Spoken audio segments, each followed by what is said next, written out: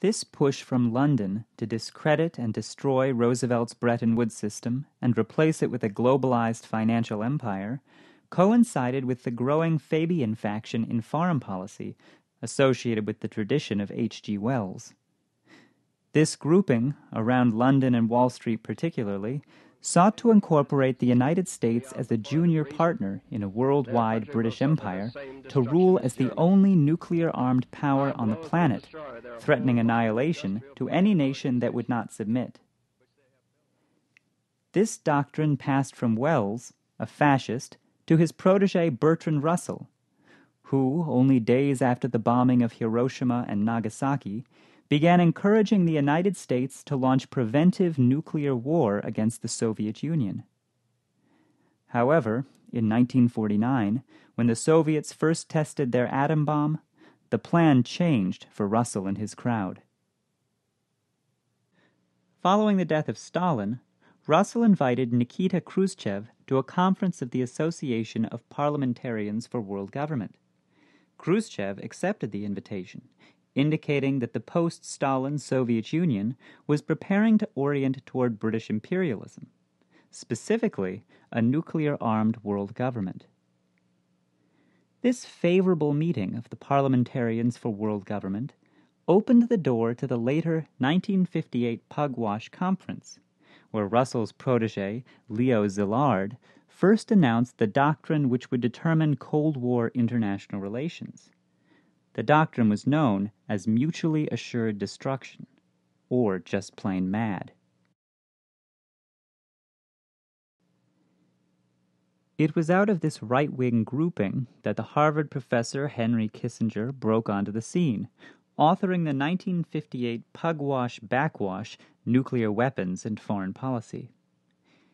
Kissinger argued that the threat of an all-out nuclear war was implausible, and that it were best for the United States to only engage in limited irregular warfare and limited nuclear warfare with Soviet allies.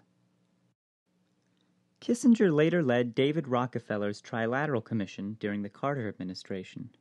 The Trilateral Commission was established in 1973 to ensure that the industrial nations who had fought to preserve the Bretton Woods fixed exchange rate system would be silenced and induced to adopt post-industrial policies. Similarly, the rest of the world would be forced into a similar paradigm of Malthusian, zero technological growth to be imposed from a supranational power like NATO, making nations in the Third World, especially those under Soviet watch, highly contested. Mortgages and loans has suffered not only from the appearance Paul Volcker was key to promoting the agenda of the Trilateral Commission, not only by destroying the U.S. domestic economy by raising interest rates beyond 20%, restricting credit to farmers and small industry, but with the more insidious implications of trapping vital Soviet allies in debt to the Western financial establishment, a cause for serious frictions in U.S.-Soviet strategic relations. So we're back to the debt farming. And you just keep building up the debt greater and greater and greater, and then you use that debt to control companies, to control the economy, to control the government, which is what we see today. So this is the process of the 1980s. Already foreboding the collapse of their economy, the Soviet Union had inherent problems in their notion of economic value and wealth.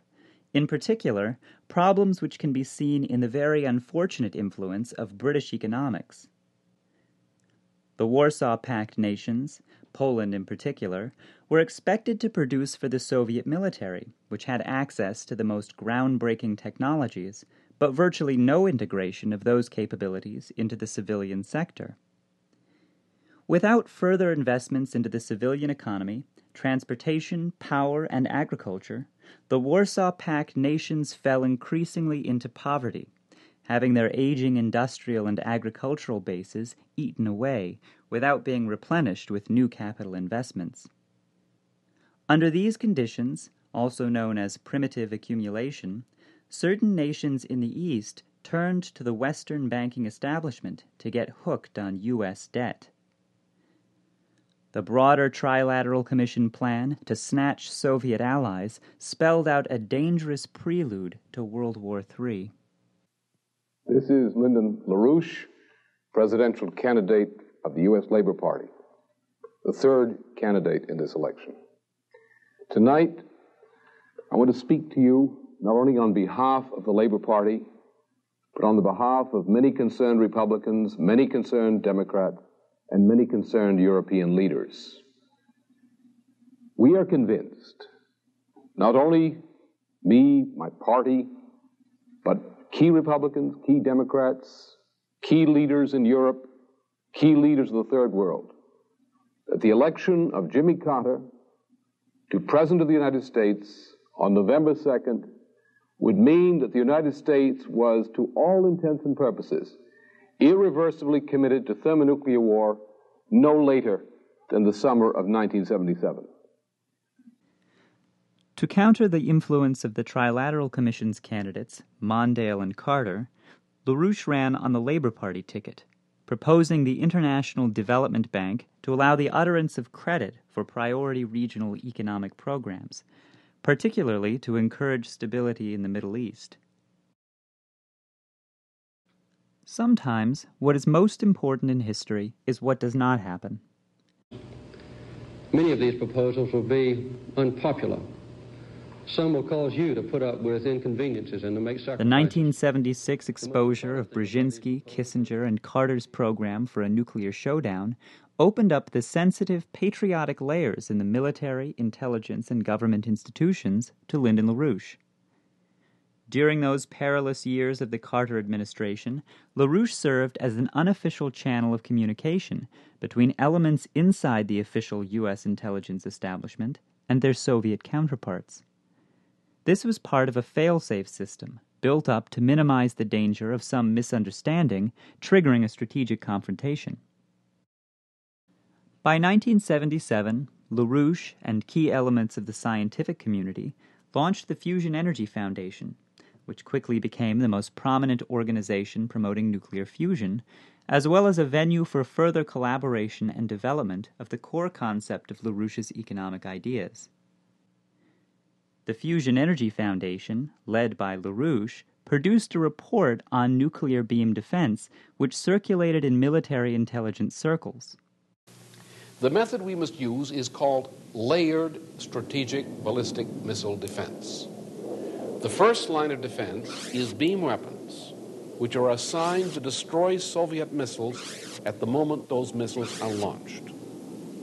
The second line of defense is beam weapons assigned to destroy Soviet missiles in those missiles' highly vulnerable boost phase. The third line of defense is beam weapons assigned to hit repeatedly at all Soviet missiles and deployed warheads in the stratosphere. The fourth line of defense includes special effects bombs, which detonate above the level of our atmosphere, which will cause incoming warheads to tumble and therefore to burn up as they enter the atmosphere. The fifth line of defense is ground-based beam weapon systems assigned to destroy warheads as they descend through the atmosphere. The final line of defense includes throwing everything, including the kitchen sink if need be, to destroy a warhead before it reaches its target. Through this, LaRouche exposed the truth of the Cold War and confronted the Russellite crowd with an existential threat. Nations could now bring an end to the insane international policy doctrine of MAD by forming new parameters for cooperation, working together to develop new physical principle technologies for defense against ballistic missiles, and spreading those technologies throughout the civilian sector for the purpose of national development. In light of his growing influence, there was a widespread assumption that if LaRouche were heavily attacked and slandered, he could be contained and would be incapable of influencing the policy of the U.S. government or any other. But that assumption was proven wrong, and the greatest fears of LaRouche's enemies were confirmed.